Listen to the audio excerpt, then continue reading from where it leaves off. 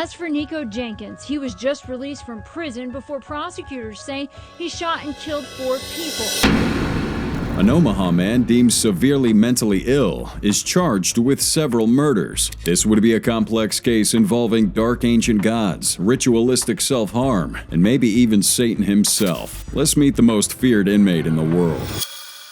Nico Jenkins was born on September 16, 1986 in Colorado, U.S., but he was raised in Omaha, Nebraska, where he faced a challenging upbringing, having a father being convicted of several crimes before passing away in 2009. Nico himself had a history of criminal behavior that began in his youth, leading to significant legal problems. Now, Jenkins' upbringing was an unstable and traumatic one. As a child, he witnessed constant violent scenes of domestic abuse and substance abuse. He would also be physically and verbally abused by his own family members. In a therapy session during jail, Nico would later recall how, after physical confrontations at home, he was even required to clean up blood from the floor. This resulted in a sleep-deprived childhood, filled with anxiety and nightmares. You could say Nico Jenkins and his relatives have had a colorful past. Just look at their family tree. 7 felons in just 2 generations. A quick look into Jenkins' family tree and we have an eventful life, to say the least, with 7 convicted felons in 2 generations. We'll start with Nico's uncle, 51-year-old Warren Levering.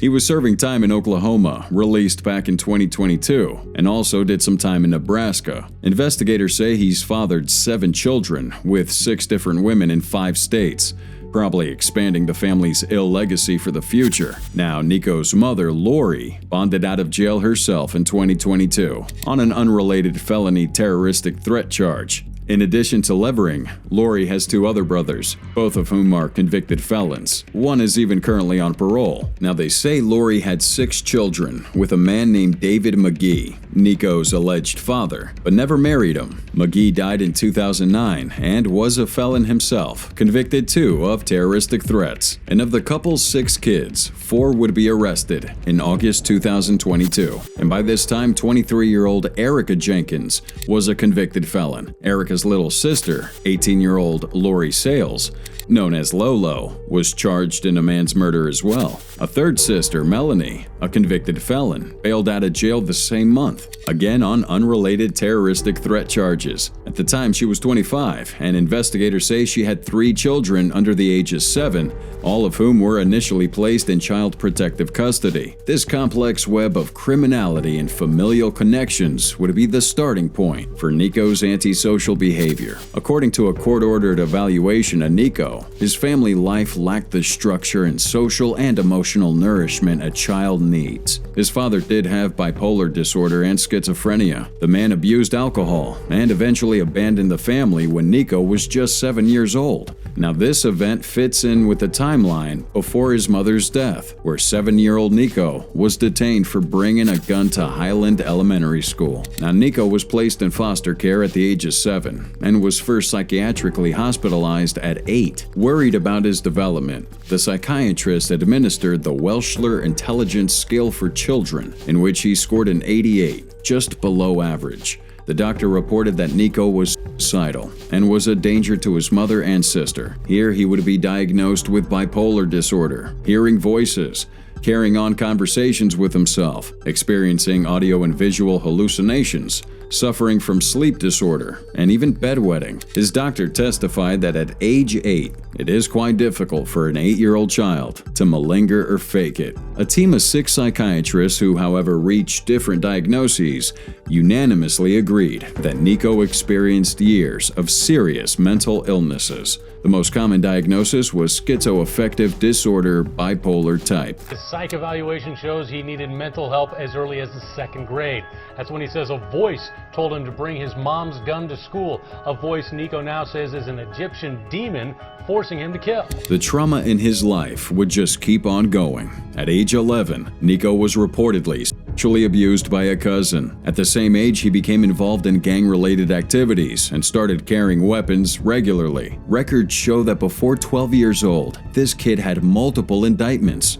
including 5 thefts, 1 arson charge, 1 weapons charge, and 2 criminal mischief charges. In addition, he was also expelled from numerous schools for fighting, breaking windows, and frequent unauthorized absences. By 7th grade, he had stopped attending school altogether. And by age 13, Nico had followed in his family's footsteps. He abused those drugs and was going in and out of 7 state-ordered out-of-home placements, which included foster homes, group homes, residential treatment facilities, and even shelters.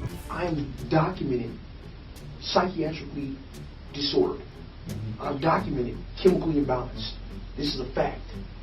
June 24th, 2002. Nico's 15 years old, and he carjacks and robs a 21-year-old man at gunpoint. 2 months later, he holds a woman at gunpoint, forcing her into a vehicle and making her drive away before releasing her unharmed at another location. He was 17 when he got his first 18-year sentence for carjacking. Even after incarcerated, he was involved in multiple incidents, including 2 assaults on the guards and his participation in a prison riot, which did add 3 years to the sentence and gave him solitary confinement for 23 hours a day. Now, we don't know how such a violent prisoner could escape a sentence like this, but he wouldn't serve his 21 years. Several factors would help him reduce his sentence to 10.5 years. He would get his good behavior credits and become eligible for parole. And his documented history of mental illness may have helped him in reducing the total time. This guy went from being considered too hostile for a mental institution to being released back into society after spending approximately 58 months, or 60% of his jail time, in solitary confinement, which, as we'll see later, might have played a dark trick on his mind. Records in 2008 show his alarming history of substance abuse and violent threats. I'm just gonna randomly go to suburban houses and start killing people outside of North Omaha. Maybe go to Tecumseh or Syracuse with my gang members and start killing. Despite his obvious homicidal tendencies, Nico walked out on July 30th, 2013.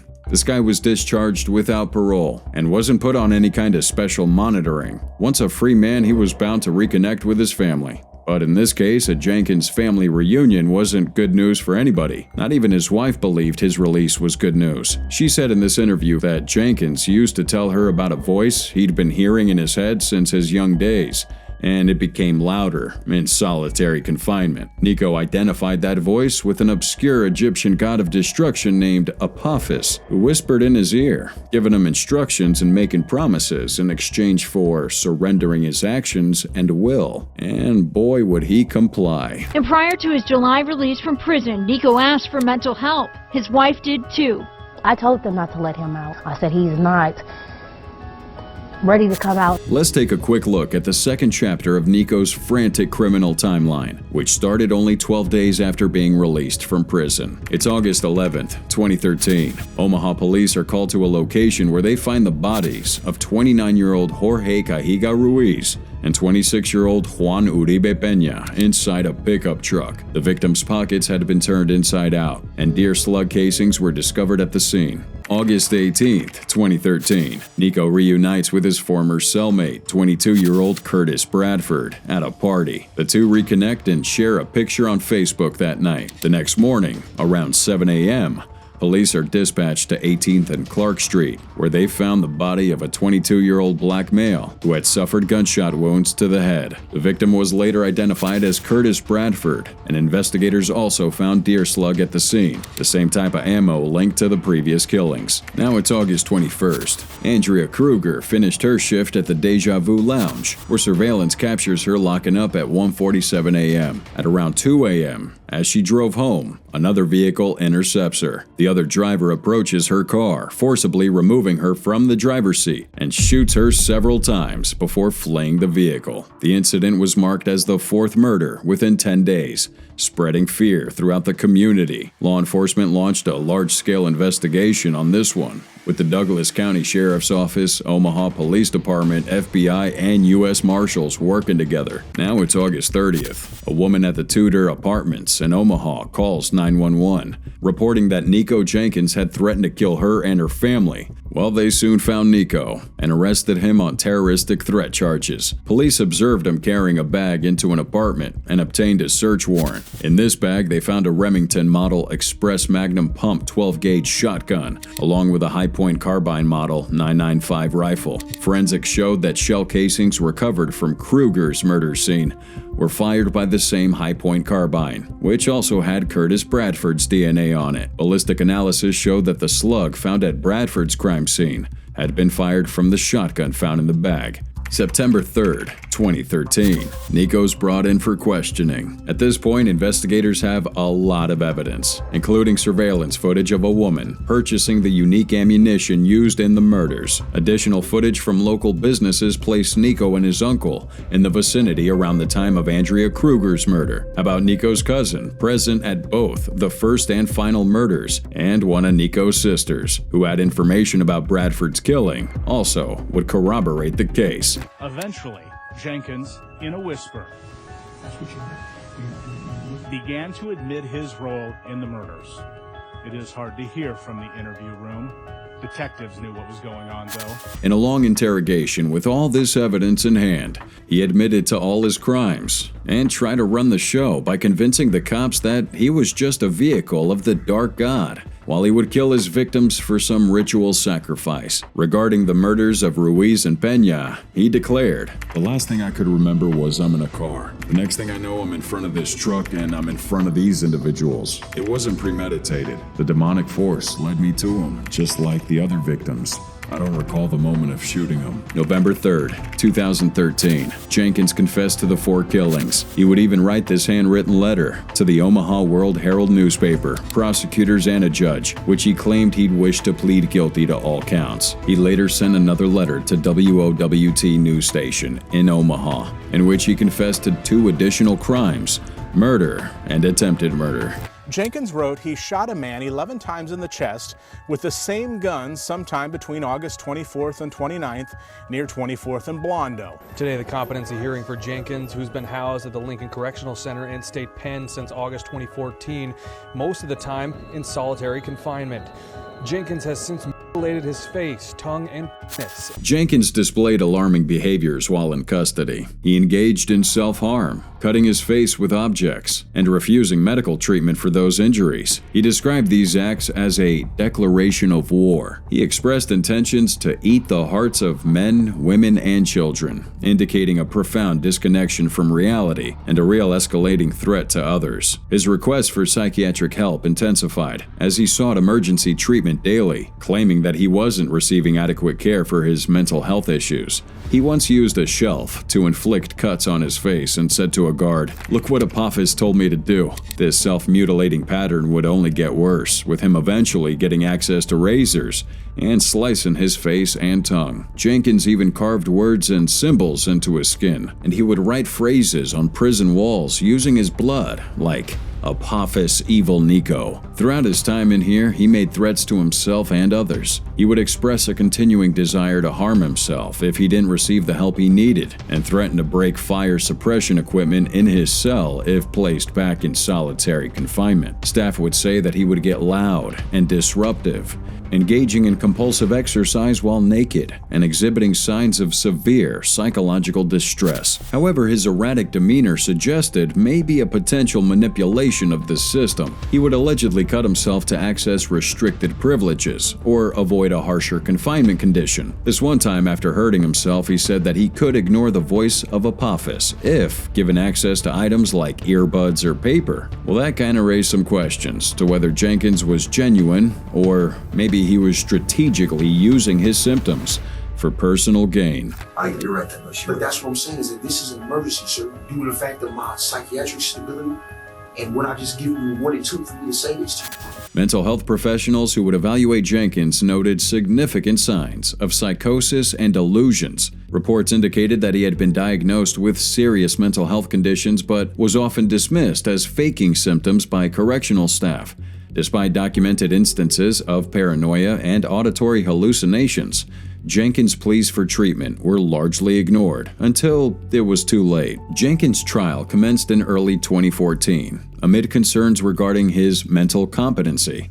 Initially deemed competent to stand trial, after a psychiatric assessment from Lincoln Regional Center, Jenkins actually opted to represent himself, but would display this erratic behavior throughout the proceedings. He frequently interrupted the court session with bizarre claims and actions, including speaking in tongues using some kind of gibberish language from the alleged serpent god master, and laughing during testimony about his victims. He went full crazy mode in front of the whole court and would go even crazier in his prison cell. This guy swallowed a set of 6 prison keys. After that, he cut his own genitalia in this attempt to make it look like a snake, causing enough injury to need 27 stitches. He would get a razor to split his tongue in half so he looked like a serpent, and attempted to carve the number 666 on his forehead, but it looks like Apophis made him write 999 instead. Additionally, he would frequently slice his face with razor blades, but no matter how hard he tried, his efforts failed. Nico underwent several mental evaluations, which yielded conflicting results. Take a look at those photos of Jenkins' face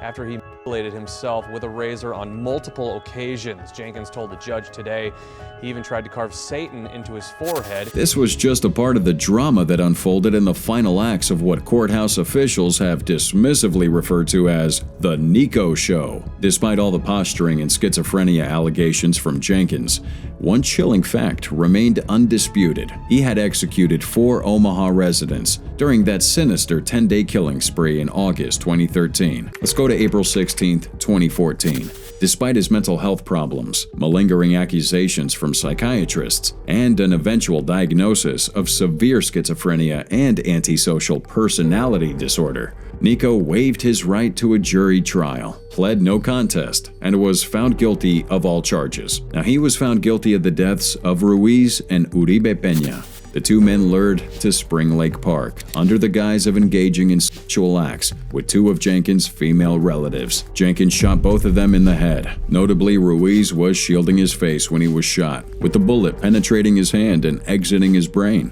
Jenkins was also found guilty of the death of Curtis Bradford, a man he once referred to as my little homie and a former prison mate. He lured Bradford to 18th and Clark Street under the pretense of committing a robbery or doing a lick. After his sister Erica shot Bradford, Jenkins finished him off, criticizing her for not doing it correctly, according to Klein. And finally, he was found guilty of the death of Andrea Kruger, the mother of 3 who was returning home from her bar to care for a sick child. Jenkins and 3 of his relatives targeted Kruger, intending to steal an SUV to rob attendees of the Lil Wayne concert. As per Klein, they blocked Kruger's path at a stop sign at 168th and Fort Streets, ambushed her, and then Jenkins shot her in the head, neck, and back, killing her in the middle of the road. Then he fled in her SUV. In one of his alleged schizophrenic declarations, he argued that he wouldn't harm a woman unless commanded by Apophis.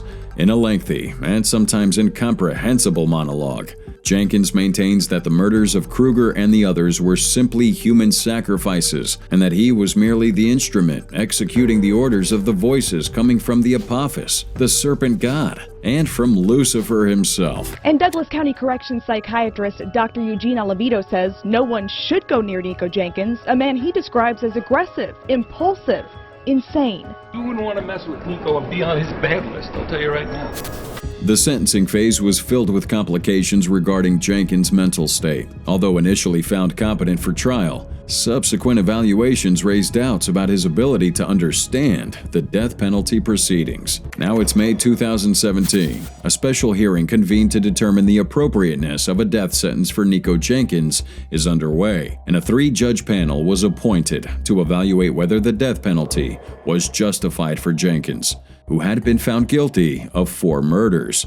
After careful deliberation, the panel acknowledged that there were some mitigating circumstances in his case. However, they concluded that these factors did not outweigh the 6 aggravating circumstances they had identified. He had killed multiple victims. He did it with planning and premeditation. The crimes were of a particularly heinous and atrocious nature. He chose vulnerable victims, had a prior criminal history, and also showed a total lack of remorse. The judges described Jenkins' actions as one of the most horrific killing sprees in Nebraska's history, occurring over a mere 10 days. Therefore, this panel finds that the death penalty is appropriate should be and is hereby given for each of the 4 murders by the defendant. Nico Jenkins was finally sentenced to death for each of the 4 murders, amounting to 4 death sentences. Additionally, they gave him 450 years in prison for the other charges, including 4 counts of use of a deadly weapon to commit a felony and 4 counts of possession of a deadly weapon by a prohibited person. These sentences will run consecutively, contributing to his total time in custody if the death penalty were not applied. However, since he is on death row, the primary focus remains on the death sentences. After his sentencing in May 2017, Jenkins remained on death row at the Nebraska Correctional Facility. His case had continued to draw attention due to ongoing legal challenge and concern about his mental health, but his defense team had consistently argued that his mental health had deteriorated significantly since his sentencing. They went as far as to file a motion at the Douglas County District Court seeking $50,000 for a comprehensive mental health evaluation, emphasizing the need for an experienced mitigation expert to assess his condition. Jenkins went back to self-harm, including an attempt to remove what he perceived as a tumor from his neck, which again raised alarms about his mental stability. Nico Jenkins' attorneys filed a motion in Douglas County District Court, urging the judge to move quickly on their request. They argue their client's mental health is going downhill dramatically. In 2020, Jenkins submitted an appeal regarding his death sentence, which was dismissed by the U.S. Supreme Court. The appeal highlighted concerns over his competency to understand the death penalty and the effects of prolonged solitary confinement on his mind. The American Civil Liberties Union, or ACLU, has also been involved, arguing that his constitutional rights were violated when judges, rather than a jury, made critical decisions regarding his sentencing. And as of 2024, Jenkins is alive and on death row. We have no execution date. In Nebraska, death penalty sentences are automatically appealed, which can prolong this for years. Jenkins continues his psychiatric evaluations and therapy while awaiting further legal development. Even if he manages to avoid this death penalty, the vessel here has 450 years of a sentence that will guarantee he'll never walk freely again.